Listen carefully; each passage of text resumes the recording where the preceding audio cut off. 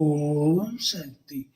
என் அன்பு தங்கமே, நீ மிகவும் நேசித்து விரும்பிய ஓர் உறவால் இப்பொழுது மனம் உடைந்து இருக்கின்றாய் தங்கமே.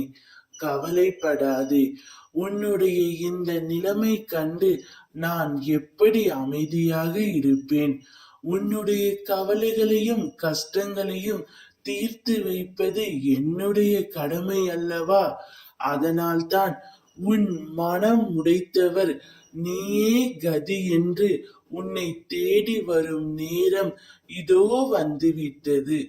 நானே அதை உனக்கு சாதகமாய் உருவாக்கி விட்டேன். இனிமேல் நீ மகிழ்ச்சியாகவும் சந்தோஷமாகவும் இருக்க போகின்றாய். அனைவரிடத்திலும் நீ அன்பாக பேசு. யாரோ ஒருவர் உன்னை வெறுத்து விட்டார், உதறிவிட்டார் என்பதற்காக நீ எல்லோரிடத்திலும் அந்த கோபத்தை வெளிப்படுத்த கூடாது. நீ வருத்தப்பட்டு கொண்டிருப்பதால் எதுவுமே மாறாது. நம்பிக்கையோடு கம்பீரமாக உன் குறிக்கோள் என்னவோ அதை நோக்கி நீ செல் தங்கமே. நீ அதை அடைய நான் உனக்கு உறுதுணையாக நிற்பேன். இது என் சத்திய வாக்கு.